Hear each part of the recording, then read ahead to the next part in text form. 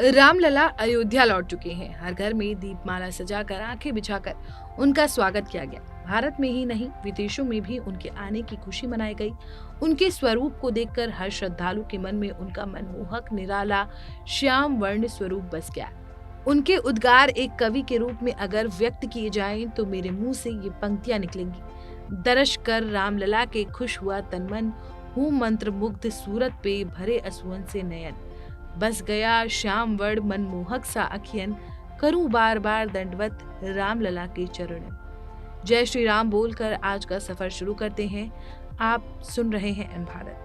भारत के बड़े बूढ़े जवान और बच्चे बड़ी धूमधाम से रामलला का अभिनंदन कर रहे हैं। ये दिन भारत की इस पीढ़ी को अहोभाग्य से मिला। आप जानकर हैरान हो जाएंगे कि इस दिन के इंतजार में बहुत सारी पीढ़ियां बीत गईं, लेकिन आज हम आपको उन 14 वर्षों की कहानी याद दिलाना चाहेंगे जिसमें भगवान श्री राम ने सीता और लक्ष्मण सहित किस तरह और कहां-कहां वनवास का समय बिताया। लेकिन उससे पहले हम आपको अयोध्या में रामलला के मंदिर के बनने की खुशी और अयोध्या के उस नजारे को जरूर दिखाना चाहेंगे जिसका नजारा त्रेता युग में अधूरा रह गया था। जी हाँ, हम बात कर रहे हैं उस घड़ी की जब अयोध्या को श्री राम के राज्याभिषेक के लिए सजाया गया था। ठीक उसी तरह अयोध्या को सजा देख आप वो नजारा महसूस कर सकते हैं कि जिस दिन श्री राम, माता सीता और लक्ष्मण जी के साथ 14 वर्ष के वनवास के बाद अयोध्या आए थे। तो उसकी खुशी में हम आपको ये भजन सुनाते हैं जिससे आपकी भावनाएं भी जरूर जुड़ जाएंगी।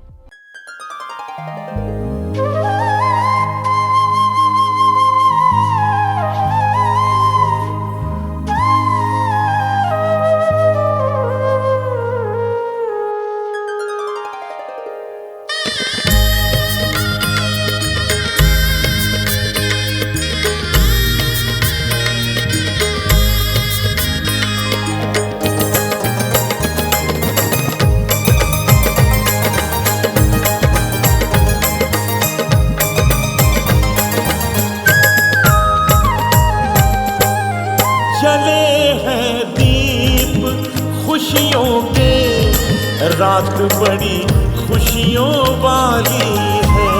जले हैं दीप खुशियों के, रात बड़ी खुशियों वाली है।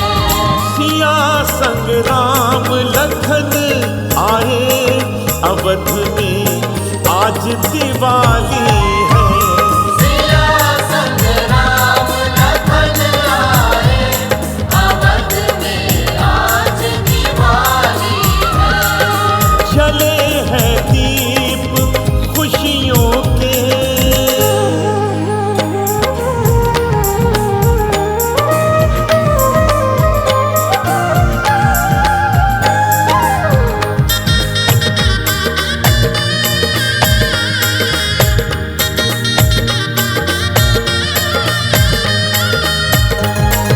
खड़े हैं स्वागत में सारे देव, सब पुष्प बरसाए। खड़े हैं स्वागत में सारे देव, सब पुष्प बरसाए।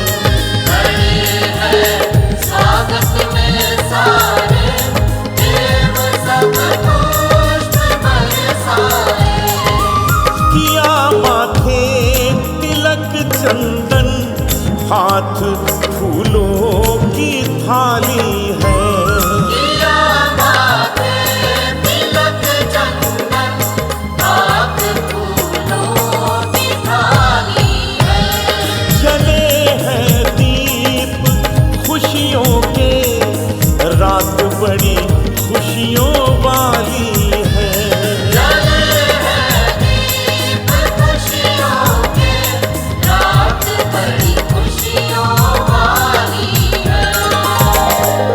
इस भजन के बाद हम आपको अयोध्या से जुड़ी वो सब यादें जरूर दिखाएंगे जिससे आपके चेहरे खिल जाएंगे। लेकिन आज हम उस समय को जरूर याद दिलाएंगे जब भगवान जी ने अपने ऊपर कई तरह के कष्ट झेले। हम बात कर रहे हैं उन 14 वर्षों की जिस दौरान रामवन में किस किस जगह पर वो रहे और किस किस से वो मिले। इसको लेकर भी अनेक विद्वानों के अलग अलग विचार मिलते रहे हैं। हम आपको ये जानकारियां दे रहे हैं जो कि पुख्ता है। यहाँ सबसे पहले हम आपको वाल्मीकि रामायण में 10 साल के वर्णन को सिर्फ 3 से 4 श्लोकों में ही बताएंगे। वहीं रामचरितमानस में इन्हीं 10 सालों के लिए पुस्तक का लगभग आधा हिस्सा दिया गया है। इसलिए सब मानते हैं कि चित्रकूट के आसपास ही श्री राम का ज्यादा समय बीता था। वहीं ये भी पता चलता है कि प्रयागराज से लगभग 20 से 30 किलोमीटर दूर वो श्रृंगेश्वरपुर गए, जहाँ पर निषाद राज गुह का राज्य था। उनसे मिलने के बाद वो यहीं के गंगा तट पर गए, जहाँ केवट की नाव से उन्होंने गंगा पार की और उसको भवसागर से पार जाने का आशीर्वाद दिया। ये स्थान अब सिंगरौर के नाम से जाना जाता है।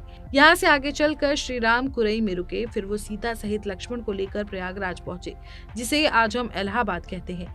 इस जगह के यमुना संगम को पार करके वो चित्रकूट की तरफ गए, जहां पर भरत उनसे मिलने आए और राम जी को उनके पिता राजा दशरथ के देहांत का समाचार मिला और भारत ने उन्हें अयोध्या वापस लौटने को कहा। लेकिन जब श्री राम नहीं माने तो भरत ने उनकी चरण पादुका को अयोध्या के सिंहासन पर विराजमान कर दिया और खुद भी बाहर जंगल में वास करने लगे। वहीं दूसरी तरफ राम ने सीता और लक्ष्मण के साथ यहाँ बहुत लंबा समय बिताया और बाद में वो सतना मध्य प्रदेश के रामवन में ऋषि आत्रि के आश्रम में गए, जहाँ पर माता अनुसुईया ने सीता माँ को पतिव्रत धर्म की शिक्षा दी और पासी के दूसरे आश्रम में वो रुके।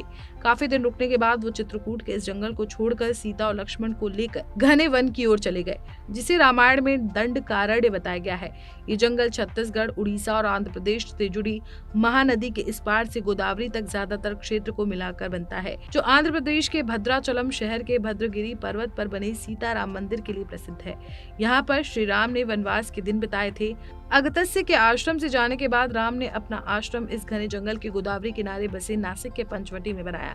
यहीं पर लक्ष्मण ने शूर्पणखा की नाक काटी और राम लक्ष्मण का युद्ध खरदूषण के साथ हुआ। मान्यता के मुताबिक जब रावण सीता माता का हरण करके आकाश की ओर जा रहा था तो रावण और जटायु का युद्ध इसी स्थान पर हुआ था। वहीं जब राम और लक्ष्मण उस रास्ते से जा रहे थे तो उनको इसी जंगल में जटायु के कटे हुए पंख और अन्य अंग मिले, जिसकी मान्यता को लेकर इस जगह पर जटायु का एकमात्र विश्व प्रसिद्ध मंदिर मौजूद है। ये पंचवटी आंध्र प्रदेश के खम्माम जिले के भद्राचलम में स्थित है। आज इस स्थान को पंसाला कहा जाता है। दूसरी मान्यता ये भी है कि यही वो स्थान है जिसे वास्तविक हरण का स्थल माना जाता है। तुंगभद्रा और कावेरी नदी को पार करते हुए राम और लक्ष्मण सीता की खोज में चले और जटायु और कंबद से मिलने के पश्चात वो ऋष्यमुख पर्वत पहुंचे। रास्ते में वो पंपा नदी के पास शबरी आश्रम भी गए, जो आजकल केरल में स्थित है। शबरी जाति से भिन्नी थी और उनका नाम रमणा था। पौराणिक ग्रंथ रामायण में हम्पी का उल्लेख वानर राज्य किष्किंधा की राजधानी के तौर पर किया गया है। केरल का प्रसिद्ध सबरीमाला मंदिर तीर्थ इसी नदी के तट पर स्थित है। वहीं पास की पहाड़ी को मतंग पर्वत माना गया है। इसी पर्वत पर मतंग ऋषि का आश्रम था, जो हनुमान जी के गुरु थे। बता दें कि यहीं पर हनुमान और सुग्रीव से मिलने के बाद श्री राम ने वानर सेना का गठन किया और लंका की ओर चल पड़े। तमिलनाडु की एक लंबी तट रेखा है जो लगभग 1000 किलोमीटर तक फैली हुई है। कोडिकरई समुद्र तट वेलांकनी के दक्षिण में स्थित है, जो पूर्व में बंगाल की खाड़ी से घिरा हुआ है। यहाँ श्री राम की सेना ने पड़ाव डाला और श्री राम ने अपनी सेना को कोडिकरई में एकत्रित कर विचार विमर्श किया। लेकिन राम की सेना ने उस स्थान के सर्वेक्षण के बाद जाना कि यहाँ से समुद्र को पार नहीं किया जा सकता और ये स्थान पुल बनाने के लिए सही नहीं है। तब श्री राम ने रामेश्वरम की ओर कूच की और यहाँ पर नल और नील की मदद से समुद्र को पार करने के लिए पुल बनाया और लंका में सेना सहित जा धमके। जिसके बाद रावण से भगवान का महायुद्ध कई दिनों तक चलता रहा, जिसमें लंकापति रावण सभी राक्षसों के साथ मारा गया और राम को इस युद्ध में विजय प्राप्त हुई। युद्ध खत्म होने पर लंका में विभीषण को बनाया गया, जिसकी मदद से राम वापस अयोध्या पुष्पक विमान में पधारे, जिसकी खुशी में हम आपको ये भजन सुना रहे हैं।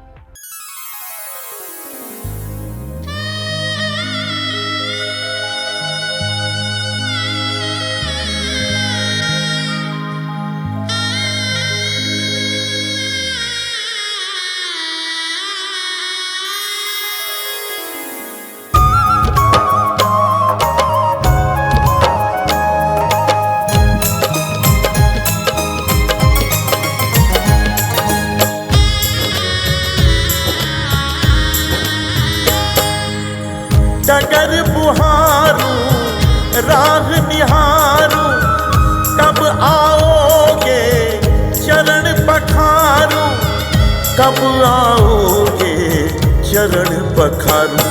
मेरे राम राम राम मेरे राम, मेरे राम राम राम मेरे राम,